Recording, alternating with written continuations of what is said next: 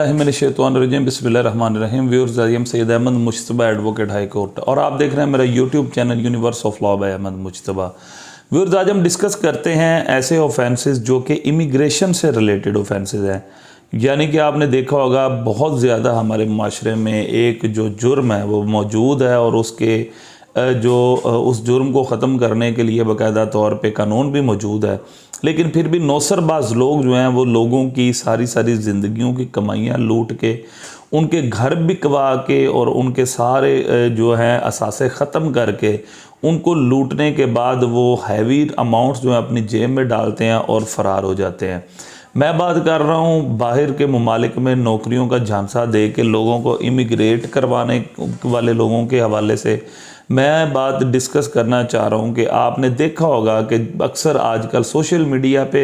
अखबारों में, हर जगह पे कहा जाता है कि दुबई का वीज़ा फ्री हासिल करें, मलेशिया का वीज़ा फ्री हासिल करें, चाइना का वीज़ा फ्री हासिल करें, यूके फ्री जाएं, फ़लाँ जगह फ्री जाएं। ये टोटल लोग जो हैं ये ग्रोह की सूरत में काम करते हैं, और इनका जो मोटिव होता है वो गरीब और जितने भी हमारे सादा लो इंसान हैं उनको बाहर के ममालिक में नौकरियां दिलवा कर, बाहर के ममालिक में सेटल करने का झांसा देकर उनसे लाखों करोड़ों रुपया लूट कर फरार होने का होता है।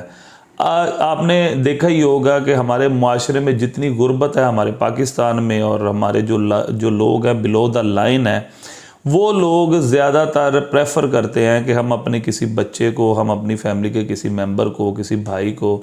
हम बैरून मुल्क सेटल कर दें। वहाँ पे जाके कुछ भी इसके बदले हमें कुर्बानी देनी पड़ी हम दे सकते हैं। वहाँ पे जाके ये कमाई करेगा और अच्छी इनकम लेने के बाद जो है वो हमें पाकिस्तान में पैसे भिजवाएगा, और पैसे भिजवा कर हमारी जो ज़िंदगी के दिन हैं वो अच्छे गुजर सकते हैं। और जितनी जो भी चीज़ हम कुर्बान कर रहे हैं, चाहे वो अगर गांव के लोग हैं वो मवेशी बेच देते हैं, अपनी ज़मीन सेल कर देते हैं, अपना घर बेच देते हैं, और शहर में भी इसी तरह ही अपनी जो शहरी प्रॉपर्टियाँ सेल करके इन लोगों के हत्थे चढ़ जाते हैं।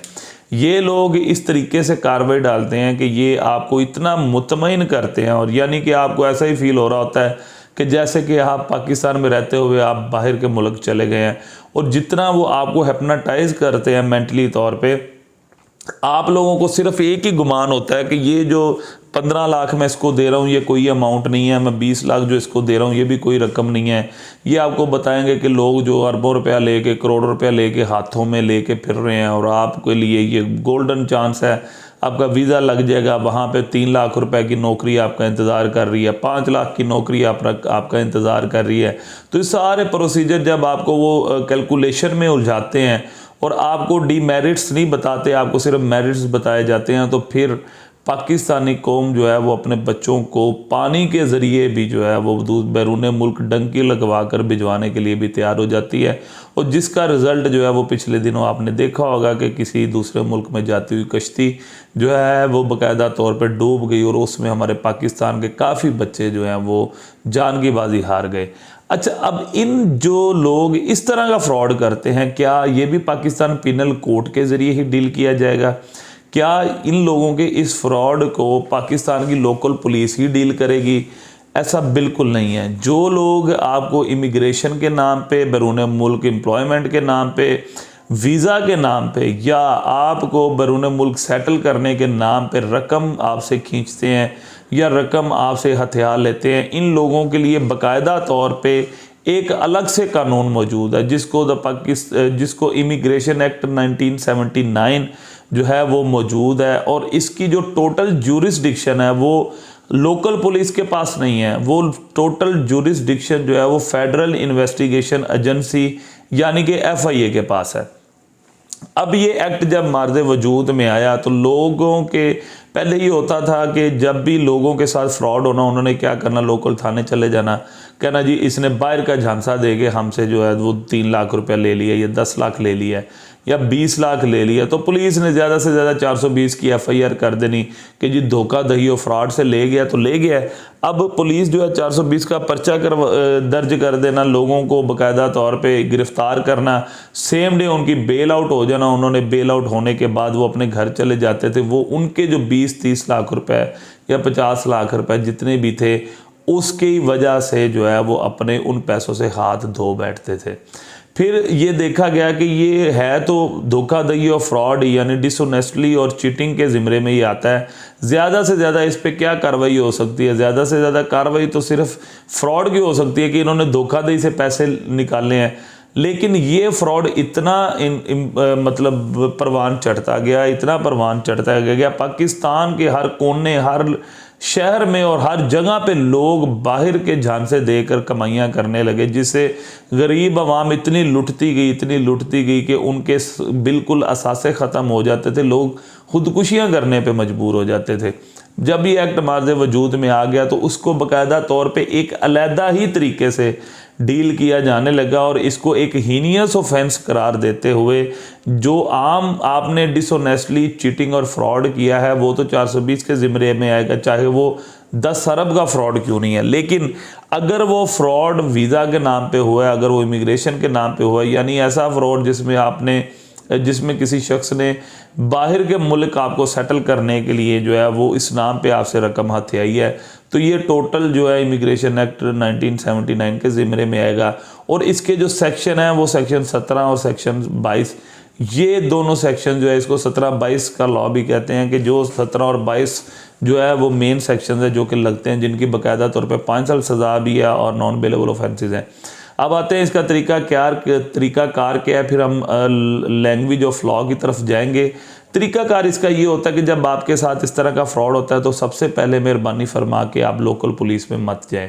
आप उस एरिया की जुरिस्डिक्शन देखें, आप उस एरिया का देखें कि आप जिस एरिया में रहते हैं ये फेडरल इन्वेस्टिगेशन एजेंसी का जो अदारा है वो कौन से शहर के अदारे की जुरिस्डिक्शन में आपका एरिया आता है। आप सबसे पहले वहाँ पे जाते हैं, वहाँ पे जाके एक एप्लीकेशन मूव करते हैं। उस एप्लीकेशन में आप अपना पूरा हाल लिखते हैं और उसमें आप अपनी डिटेल ये बताते हैं कि इन्होंने हमें बाहर जाने का झांसा दिया, फ़लाँ मुलजिम ने हमें फ़लाँ जगह पे मिला, उसने हमें ये कहा कि आपकी फ़लाँ मुल्क में नौकरी लग जाएगी, हमसे इन्होंने पासपोर्ट ले ली, हमें बाहर नौकरी का झांसा दिया, हमसे इतने पैसे बटोरे, ये किया वो किया। जब आप अपनी पूरी मुकम्मल तफसीलात लिख लेते हैं तो आप जब जाके FIA में एप्लीकेशन मूव कर देते हैं तो सबसे पहले इंक्वायरी कंडक्ट की जाती है। इंक्वायरी कंडक्ट करने के लिए दोनों पार्टीज़ को नोटिस होते हैं कि फ़लाँ दिन जो है आप हमारे पास आएँ। तो असिस्टेंट डायरेक्टर लेवल के लोग जो है मोस्टली इंक्वायरी कंडक्ट करते हैं, वो आपको सुनेंगे, आपकी जो जितनी भी ग्रीवेंसेस हैं उनको देखेंगे, उनकी बात भी सुनेंगे, उनको मुकम्मल तौर पे मौका दिया जाता है कि वो अपनी बात को बाकायदा तौर पे एक्सप्लेन कर सकें। जब ये सारी चीज़ें साबित हो जाती हैं और इंक्वायरी में जो अग्रीव्ड पर्सन है वो वाकई सच्चा साबित होता है और जो फ्रॉड ये है जो फ्रॉड करके आपसे पैसा हथिया के ले गए हैं वो अगर गिल्टी साबित होते हैं तो जो FIA फेडरल इन्वेस्टिगेशन एजेंसी बाकायदा तौर पे पर्चा दर्ज कर देती है। FIR होने के बाद जो है वो मुलजमान FIA की ही हिरासत में आते हैं, FIA ही की जेलों में रहते हैं और उसके बाद मरहला आता है बेल स्टेज का। बेल जो है वो बाकायदा तौर पे उस मुतलका अदालत में लगेगी जो कि स्पेशल कोर्ट डील करती होगी FIA के साथ, उसके रिमांड भी उसी अदालत में पेश किए जाएंगे और बेल भी उसी ही अदालत से ग्रांट करवाई जाएगी। अब हम देखते हैं कि लैंग्वेज ऑफ लॉ क्या है, कानून का कौन कौन सा सेक्शन जो है यानी इमिग्रेशन एक्ट का कौन कौन सा सेक्शन इन चीज़ों के साथ डील करता है। तो व्यूअर्स, इमिग्रेशन एक्ट 1979 का जो सेक्शन है 17 और चैप्टर है 7, ये डील करता है ऑफेंसेस, पेनल्टीज़ एंड प्रोसीजर के साथ। सबसे पहले अनलॉफुल इमिग्रेशन जो है वो उसके बारे में डिटेल में जो डिस्कस किया गया है उसकी लैंग्वेज को पढ़ते हैं। सेक्शन 17 जो है वो इमिग्रेशन एक्ट का ये कहता है कि when ever accept in unlawful immigration ETC, whenever except in conformity with the provision of this ordinance and the rules, immigrates or departs or attempts to immigrate or depart shall be punishable with imprisonment for a term which may be extended to 5 years with fine or with both। यानी कि section 1 में section 17 के sub section 1 में ये कहा गया है कि जब भी कोई शख्स किसी शख्स को इलीगली और अनलॉफुली डिपार्ट करने की कोशिश करे या डिपार्ट कर दे तो उस पर जो सेक्शन 17 जो है वो लागू हो जाता है। Whoever except in conformity with the provision of this ordinance or of the rules makes or attempt to make any agreement with any person purporting to bind that person or any other person to immigrate or depart यानी कि कोई ऐसा शख्स जो है अगर किसी शख्स के साथ किसी दूसरे शख्स के साथ एग्रीमेंट करता है कि भाई मैं आपको फ़लाँ जगह से आपको मैं डिपार्चर करवा दूंगा, या मैं आपको फ़लाँ जगह से आपकी इमिग्रेशन के तहत मैं आपको बाहर भिजवा दूंगा, और वो इस चीज़ का पता है कि वो उस शख्स वो उस एग्रीमेंट पे पूरा नहीं उतर सका, तो उस पर भी सेक्शन 17 जो है वो लागू होगा। उसके बाद क्लॉज बी कहती है causes or assist or attempt to cause or assist any person to immigrate or depart or attempt to immigrate or immigrate or depart or to leave any place for the purpose of immigration or departing causes any person engage assist or requirement by after grant of license referred in section 12 to depart without appearing before the protector of immigrate or when in the course of the proceeding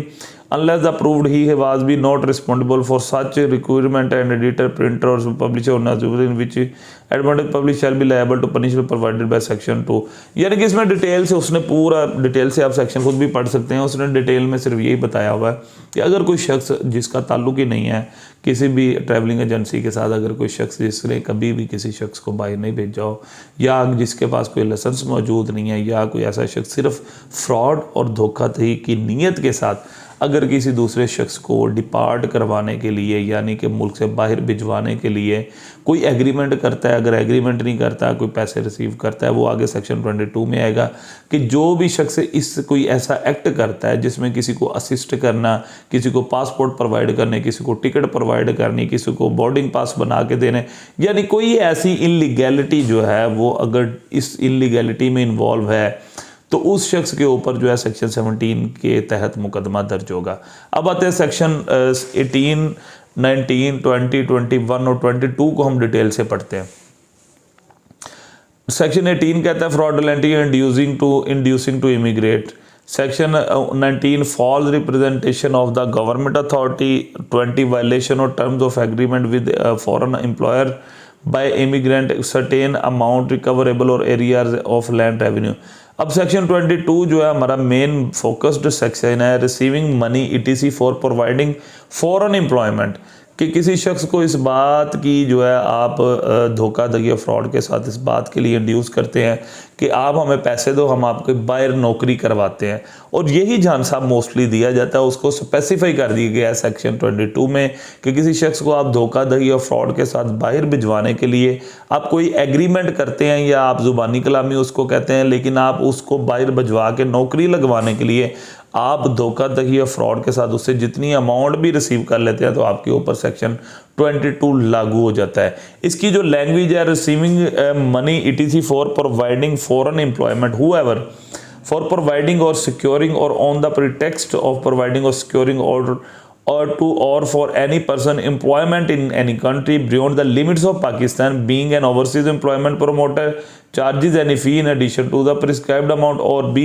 not being such a promoter demands or receive or attempt to receive or for himself or for any other valuable thing shall be punishable with imprisonment for which